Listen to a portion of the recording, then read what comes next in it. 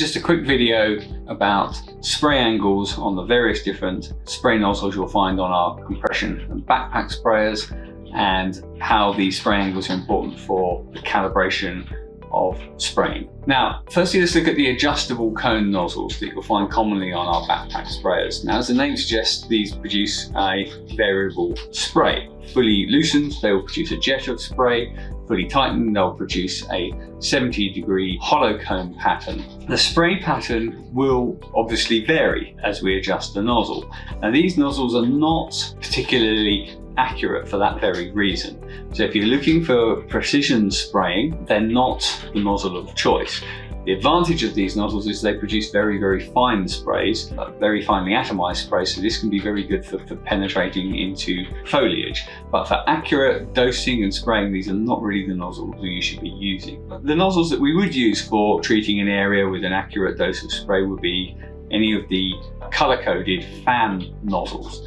And these, as noted in a previous video, have a fixed flow rate for any given pressure. And they also come in different spray angles. The common ones will be an 80-degree spray tip or a 110-degree spray tip. A blue spray tip will produce the same flow rate, but may have a different spray angle. One thing to be careful of is don't get these mixed up. Don't get your 80-degree blue tips mixed up with your 110-degree blue tips, because they are marked on there, but it's very, very small writing. And even on a pristine, freshly made nozzle, there's a fair amount of squinting to actually work out which one's the 80-degree and which one's the 110-degree. And once the nozzle's seen a bit of action, then good luck in determining them, so keep them separate. Obviously, the color coding is great for determining the flow rate, but there's no color coding for the actual spray angle, so keep them separate. Why is spray angle important? Well, first and foremost, obviously, get the spray where it needs to go.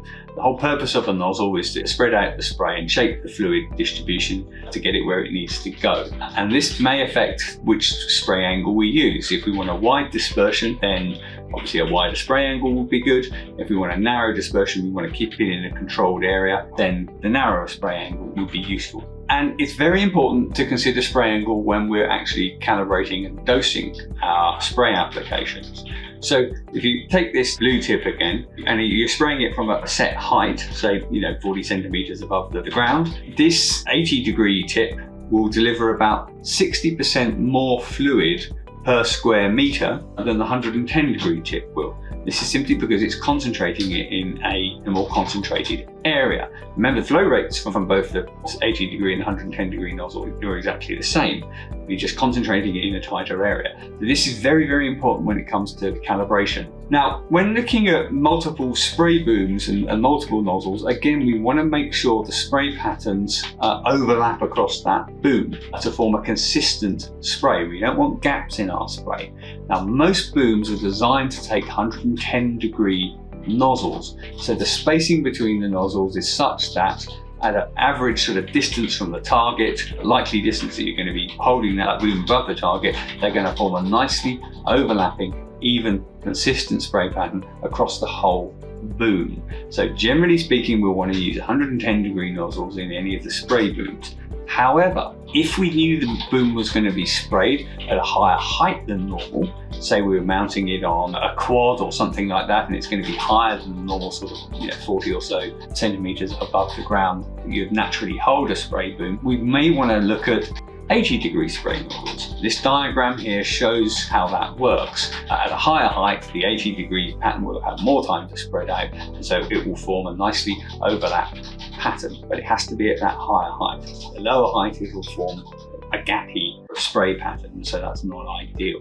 These are some of the considerations to look at when looking at spray angle and calibration, and why spray angle is important in calibrating your dosing for areas. I hope that demystifies some of the questions about spray angles and spray nozzles. And in our next video in this series, we'll be looking at droplet sizes and the types of drops you get from these different types of nozzle and why they may be appropriate or inappropriate for certain applications.